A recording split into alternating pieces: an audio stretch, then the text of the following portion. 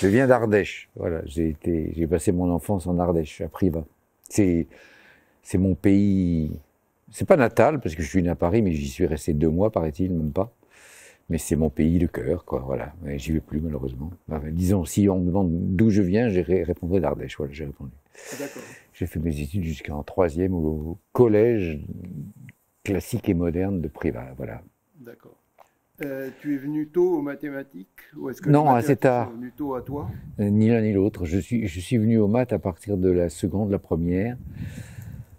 D'abord parce que j'étais pas très bon et ça me vexait parce que j'étais plutôt bon dans les autres matières, mais là ça donc à Privas c'était pas terrible l'enseignement, donc quand je suis arrivé au lycée de Montreux, c'était pas non plus la high class, mais c'était plus exigeant. Il a fallu que je bosse, donc bon, en bossant évidemment on s'intéresse, donc j'ai commencé à bosser. Mais c'est en philo que j'ai eu envie de devenir enfin de faire des maths. En toute modestie j'ai eu envie d'être Einstein. Parce que on avait une dissertation philosophique dont le thème était le temps. J'ai lu Bergson, j'y ai rien compris, et en toute immodestie, j'ai trouvé que c'était pas très intéressant, parce que je comprenais pas sans doute. Et par contre, j'ai lu un traité de vulgarisation sur la relativité restreinte et généralisée d'Einstein que j'ai trouvé stupéfiant. J'ai trouvé stupéfiant que, à partir de prémices extrêmement concrètes, qu'est-ce que c'est que la simultanéité? Tu appuies sur ton machin, tu regardes ce qui se passe, tu regardes quand la lampe s'allume, quand est-ce que tu le reçois, que ça lampe. À partir de considérations rudimentaires et très concrètes sur ce qu'est le temps, il aboutit à la conclusion que le temps est une notion relative, ce qui, après tout, est assez naturel. Il n'y a aucune raison qu'il y ait un temps déifié, universel. J'avais trouvé ça génial. J'avais trouvé la puissance de la pensée critique, de la pensée qui croyait pas sur parole. J'avais trouvé ça génial, et donc j'ai décidé de faire la physique pour être Einstein. Et puis, en prépa, la physique m'a vraiment déplu. Je trouvais qu'il faisait le contraire de ce que j'attendais, alors que les maths, elles, faisaient exactement ce que j'attendais. On me parlait de dimensions 4, 5, 6, infinies, je trouvais ça génial. Quand on m'a appris l'algèbre linéaire et et la notion de dimension intrinsèque à un espace vectoriel, j'ai trouvé ça fantastique. Bon, c'est assez modeste, mais c'est comme ça, j'ai trouvé ça. Et donc, je me suis lancé dans les maths. Puis une fois passé ma thèse de troisième cycle, que j'ai passé assez vite, je me suis dit, bon, ben, je vais aller voir, je vais faire de la physique. Mais finalement, ça s'est même passé avant d'entrer dans le bureau du type qui avait accepté de me recevoir, qui était Francis Perrin. Il était prof au Collège de France, il devait être commissaire à l'énergie atomique, un truc comme ça. Je me suis dit, mais après tout, pourquoi je vais faire de la physique? Les maths, c'est bien plus spontanément révolutionnaire, quoi, comme je croyais l'avoir vu. Donc, j'ai décidé de rester en maths. Voilà. Mais non, c'est pas venu d'un coup, c'est venu tardivement. Quand j'étais en troisième, j'étais persuadé que les maths, c'était complètement aussi crétin que le latin. J'avais des jugements assez abrupts. Et tu as continué à penser que le latin c'était crétin? Non, C'est crétin, j'y ai non? plus pensé. J'y pense plus. Bon, tu nous as donc proposé trois jolis problèmes. Ouais, c'est trois problèmes très différents, à vrai dire. Le premier, si je me souviens bien, c'est cette histoire de chambre d'hôtel. C'est ça. On finit par calculer qu'il y a eu 29 euros alors qu'il y en a eu 30. Où est passé le 30e? Et à chaque fois, il faut que je réfléchisse et il faut vraiment que je me redise à haute voix le problème pour voir qu'il ne faut pas faire 27 plus 2, mais 27 moins 2. Et la tendance de se faire avoir par le 27 plus 2 égale 29, où est passé le 30e, elle est générale. Bon, sans doute qu'il y a quelques mathématiciens de haute volée qui ricaneront, mais moi je ricane pas. À chaque fois, je me fais avoir par ça. Et je trouve ça c'est très bien parce que ça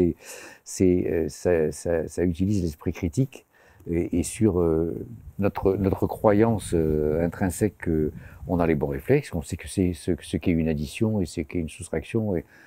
C'est rien du tout au point de vue mathématique, c'est que dalle. Mais j'aime bien ça parce que ça secoue un peu les certitudes. Voilà. Le deuxième, je sais plus, je crois que le deuxième, c'est une histoire de ruban qui fait le tour de la Terre ou qui fait le tour d'un ballon de basket. Alors celui-là, il est vraiment trivial pour le coup. Il utilise le fait que la circonférence est une fonction linéaire du rayon. C'est une constante fois le rayon, une constante qui ne dépend pas du cercle. C'est bien là l'existence du nombre pi, justement, c'est qu'il est indépendant du cercle.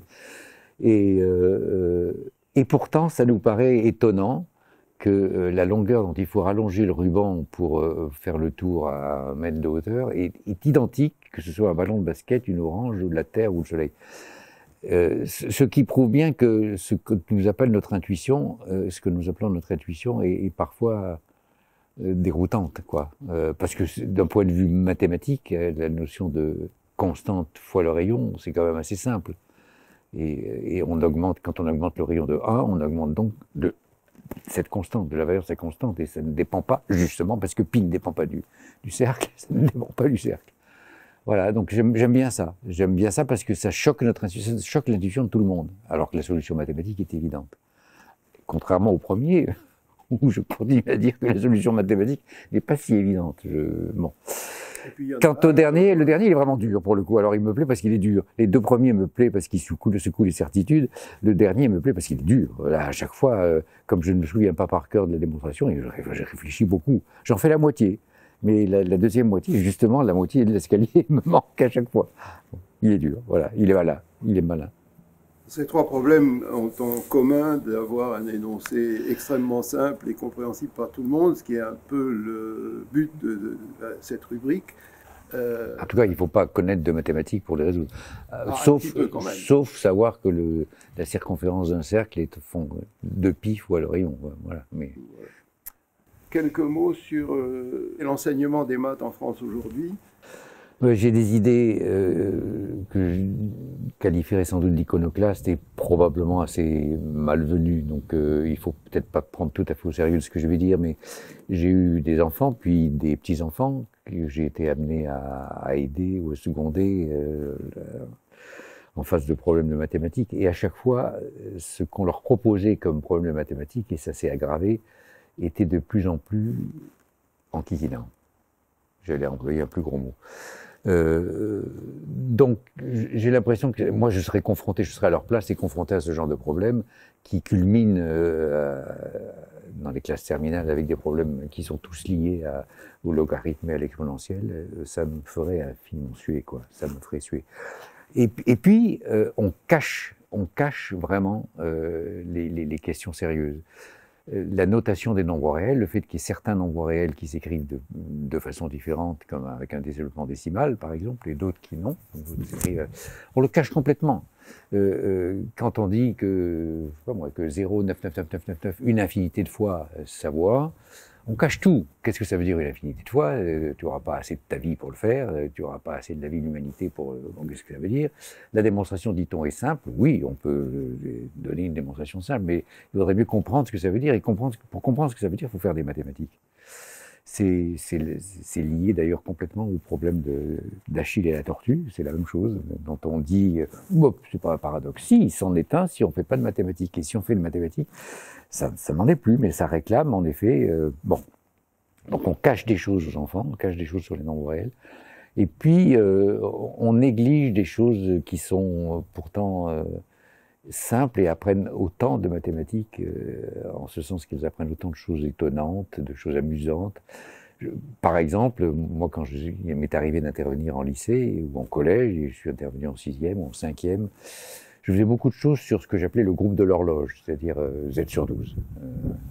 12 égale 0 et on continue. Et on peut faire évidemment de l'arithmétique, on peut évidemment écrire les tables d'addition et de multiplication de z sur 12z. Et on peut concocter des problèmes qui se résolvent parce qu'il y a une table d'addition et de multiplication, parce que c'est un anneau. Et là, pour le coup, ce sont des problèmes qui ne posent aucun problème métaphysique. Il n'y a pas d'infini, il n'y a pas de choses mal définies, on ne cache rien. Et je trouve dommage qu'on ne se serve pas de ça, par exemple. Bon, je trouve aussi dommage qu'on ait un petit peu perdu les problèmes rigolos de géométrie, mais ça c'est probablement très lié à mon histoire personnelle. J'ai commencé à trouver que les maths étaient intéressantes quand mon grand-père instituteur, à qui je disais 3 fois par semaine que les maths c'était inintéressant, et lui il était passionné des maths, donc il m'a donné quelques petites remarques sur les triangles qui m'en ont fichu plein la vue, je dois dire. Le fait que les médianes, les médiatrices, les bisectrices passent toutes par un même poids, j'ai trouvé ça, j'ai dit, ah bon, comment ça se fait? J'ai essayé et ça marchait toujours. Donc. Et puis on est allé plus loin, on a parlé du cercle des 9 points, on a parlé...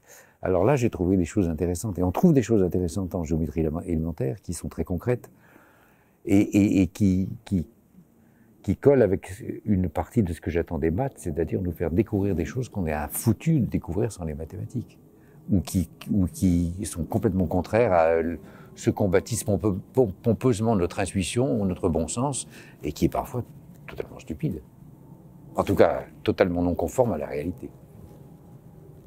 Voilà. Les maths utilisées très souvent comme outil de sélection des élites. Ça c'est dramatique. Ça, c'est dramatique parce que je ne crois pas qu'on ait besoin de faire des maths, en tout cas, surtout des maths comme on les fait aujourd'hui pour être un bon médecin. Bon, ça, je ne crois pas. Mais ça a contribué à les rendre irrecevables à la population scolaire. Ça, c'est vrai. C'est-à-dire que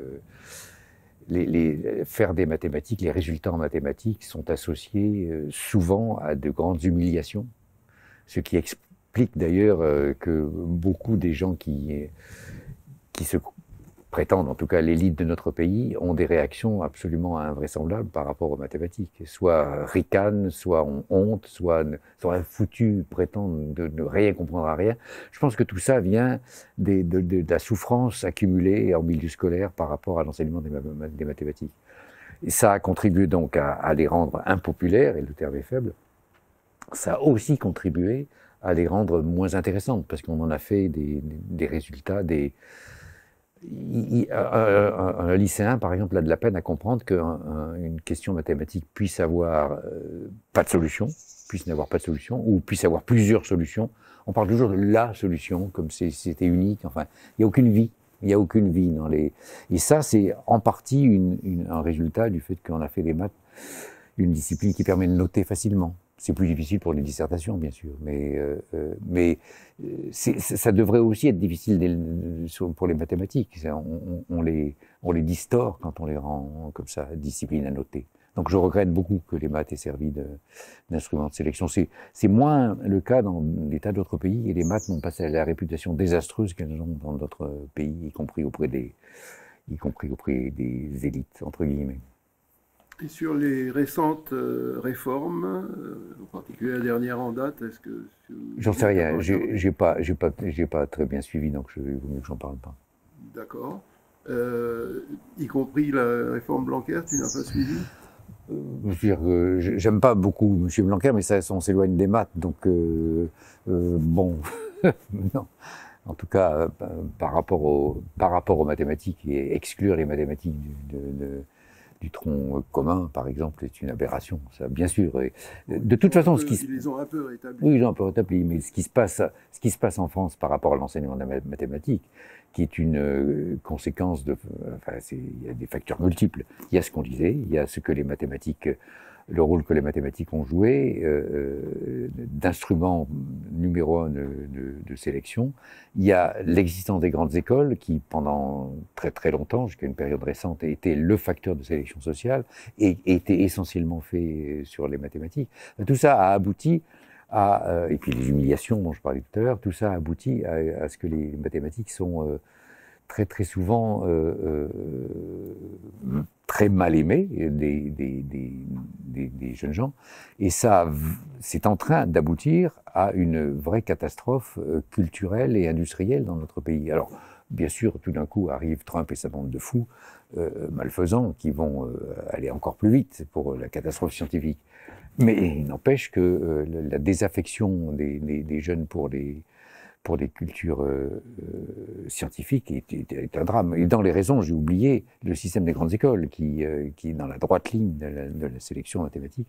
Ce système des grandes écoles a évidemment contribué à faire des maths l'instrument de sélection sociale typique, et donc à dégoûter l'ensemble des jeunes des mathématiques au moment où il faudrait en avoir beaucoup, beaucoup, beaucoup.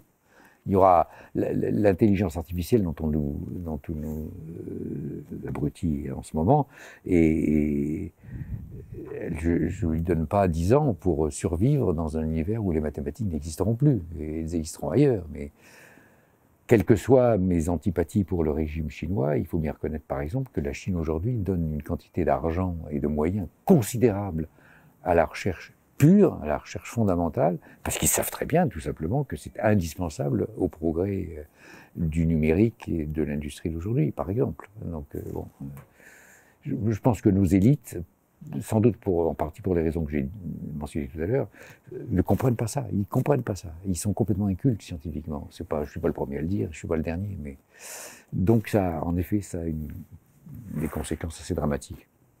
Un mot aussi sur un phénomène qui s'est quand même beaucoup aggravé récemment, et notamment suite à la réforme Blanquer, c'est l'aggravation des inégalités sociales à l'école, et aussi, en même temps, des inégalités de genre. Des inégalités de genre, oui. Je ne sais pas si ça aboutit à une aggravation des inégalités de genre, parce que quand j'étais petit, le nombre de filles, j'avais une seule fille dans ma taupe, donc c'était assez limité aussi. Mais que ce soit un problème majeur, c'est évident. C'est évident. Non, mais toi, là, tu parles de la taupe, alors que moi, je te parle du collège, du lycée, où les courbes sont tout à fait parlantes. C'est-à-dire, tu vois des courbes qui essayaient d'un petit peu progresser, si on regarde le taux de femmes dans les filières scientifiques, et réforme Blanquer, hop, une chute brutale. Et sur les origines sociales, c'est exactement pareil. Maintenant, ce sont clairement les enfants des milieux aisés qui vont principalement dans les options. Ça s'étend aussi, j'entends bien ce que tu dis, mais ça s'étend aussi sur la sélection sociale des grandes écoles et des études supérieures. Hein. Oui, fut un temps où les gens qui rentraient dans une école normale supérieure venaient à peu près de tous les milieux. Il y avait des fils d'agriculteurs, il y en a beaucoup, mais il y avait des fils de petits commerçants, des fils d'ouvriers. Il y en a de moins en moins. Hein. C'est un milieu essentiellement universitaro riche, enfin universitaire et riche ou riche. Voilà. Donc ça, c'est l'aggravation des inégalités de nos sociétés dites occidentales, qui est une généralité et qui se traduit dans les maths. Mais enfin, c'est vrai que l'accroissement des inégalités est quelque chose d'extraordinaire. Sur des inégalités de revenus, de patrimoine, on en parle beaucoup en ce moment. C'est quelque chose qui dépasse largement les mathématiques, mais qui se manifeste, oui, sur les mathématiques. Bon, il y a une jeune fille assise là-bas, dis-lui une chose qui pourrait lui donner envie de faire des maths et de ne pas se détourner des maths. Ah ben, les mêmes raisons pour jeune fille ou jeune homme, pour moi c'est pareil, hein, c'est pas de différence. Je trouve qu'il y avait une jeune fille là-bas. Ce qui m'a intéressé, ce qui m'a intéressé, moi, et qui je pense intéresse tous les gamins, si on sait satisfaire leur curiosité et c'est l'aspect subversif des mathématiques. C'est le fait que on ne croit jamais sur parole, que on vérifie tout, que on n'est pas obéissant, et surtout ça nous donne les moyens de comprendre des choses que notre seule expérience quotidienne et concrète de la vie ne nous permettent pas de comprendre. On découvre des choses qu'on ne saurait pas. J'en ai parlé à propos de l'exercice sur le ruban qui entoure le cercle. Il faut réfléchir un peu. C'est pas très compliqué, mais il faut un tout petit peu de mathématiques pour comprendre ça, alors que notre intuition nous dit le contraire. L'exemple célèbre, c'est celui des personnes qui ont la même date d'anniversaire dans une classe. Moi, on m'avait fait ça en maths sup, on était 50 dans ma maths sup, et le prof nous dit « Je vous parie qu'il y a 2 d'entre vous qui ont le même anniversaire ». Personne ne l'a cru. Et pourtant, ça a été largement vérifié. 3 personnes. Typiquement, là, on prend conscience de ce que notre assurance, notre intuition, notre manière de concevoir le monde se heurte à des limites. Nous avons des limites. Nous ne voyons pas toutes les couleurs possibles, nous n'entendons pas tous les sons possibles. Et il faut étendre le champ de l'intelligence, et les mathématiques servent à étendre le champ de l'intelligence et du langage. Donc, bien sûr que ça doit normalement intéresser tout le monde. Et moi, il se trouve que pendant un temps, dans ma carrière, j'ai été en charge des écoles normales supérieures, d'abord de jeunes filles, puis de jeunes filles et de garçons. Et j'étais absolument frappé à l'époque du fait que les garçons, c'est une période où on était beaucoup plus masculiniste que ce qu'on est aujourd'hui, en tout cas dans ce genre d'institution. Et les garçons, une fois je leur ai dit, un peu vulgairement, mais c'est vrai j'étais en colère, qu'il fallait qu'ils cessent de jouer à qui faisait pipi le plus loin. Parce qu'il y avait vraiment de ça, il y avait une espèce de compétition entretenue par les garçons. Ils levaient toujours le doigt en disant j'ai compris, et si tu les prenais au mot, ils avaient non, ils n'avaient pas forcément compris. Bon. Les filles étaient beaucoup plus prudentes, étaient beaucoup plus sérieuses, et en fin de compte beaucoup plus solides. Mais enfin bon. Merci Michel.